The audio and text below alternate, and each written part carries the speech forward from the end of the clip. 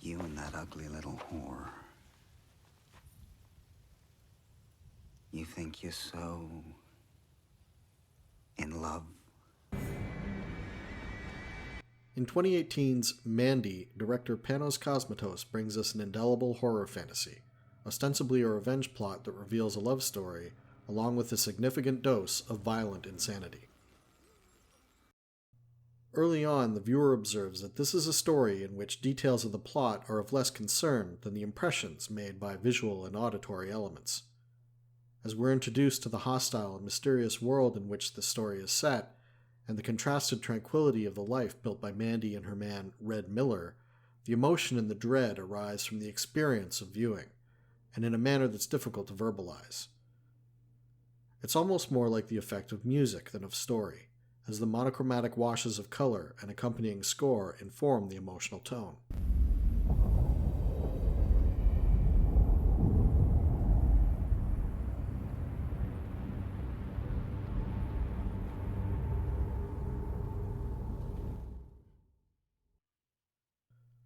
Cosmatos takes his time introducing the relationship between Red and Mandy.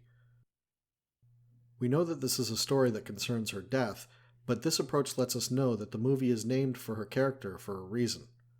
She will not serve as a mere plot device, a catalyst to motivate an action-revenge plot. The movie will in a very real sense be about her.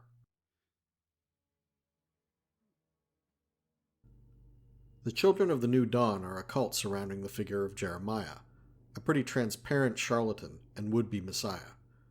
Their fervency is a product of a combination of drug-induced compliance, false revelation, and psychological dependence on a withholding father figure. Jeremiah spots Mandy one day on the road and decides he must have her. This is what leads to the crux of the plot, where the cult summons some demonic bikers and assault the couple, kidnapping Mandy and bringing her before Jeremiah, who shares with her his vision. He counts on her to become another vulnerable sucker, a follower made through heavy drugging and exposure to his self-imagined glory. It turns out Jeremiah is a Sybarite whose revelation was to decide that nothing matters except the fulfillment of his desires. When Mandy rightly laughs at him, she derides him for making a song in his own honor. He's pathetic. He has no imagination, no capacity for genuine passion.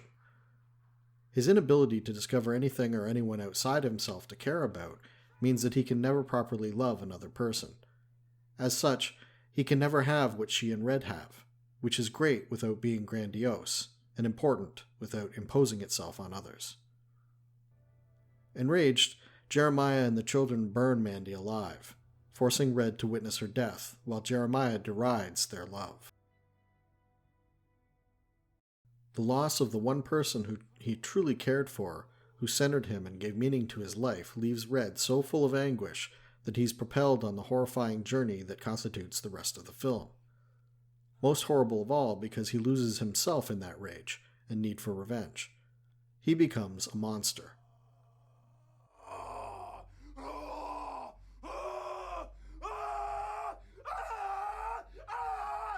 The bathroom scene is a transformation, reminiscent of classic Jekyll and Hyde productions.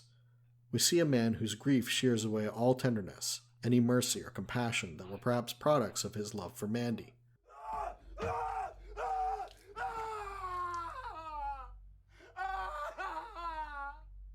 He's left savage, with single-minded determination to murder his way to vengeance, without any regard for what damage this may do to him. He welcomes his own corruption, even destruction, a process completed when he indulges in the chemicals that made the Black Skulls what they were.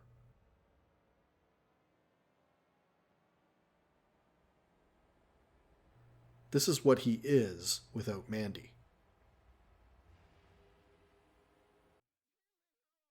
A possible violent past is alluded to when he visits Duke, in search of a weapon with which to battle crazy evil. Whole bunch of them. Then there was the muscle. It didn't make any sense. They were bikers and gnarly psychos and...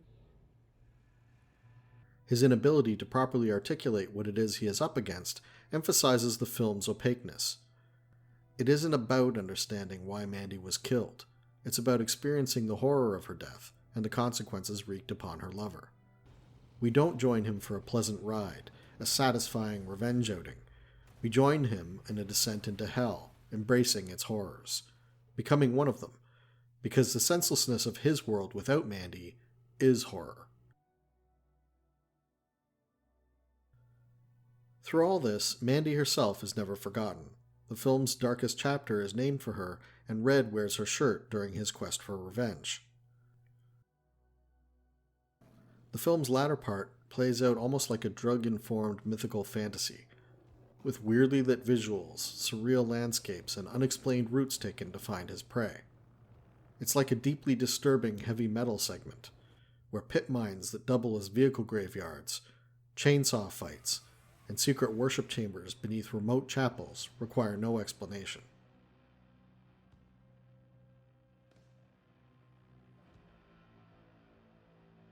Nor does the story. When Red finally confronts Jeremiah for the last time, the would-be Messiah attempts to assign meaning to the affair. First, he declares significance to Red's hate, saying he draws his ill fortune upon himself. Then he pleads that the events that transpired were fated and necessary to bring them to this place together. Red admonishes Jeremiah, saying, "The psychotic drowns where the mystic swims. You're drowning." In the end, there is no significance, no meaning. There's just murder and death. The darker the horror, the brighter the flame. In the end, it's clear that his love for Mandy, his capacity to see her value, and even his need for her were his best virtues. They justified him. And he in turn inspired her as one possessed of a special quality, the kind of man who'd go to the very pit of hell and become its god to avenge her. As always, thanks for watching. In part 3, I'll make a brief comparison between Mandy and Us.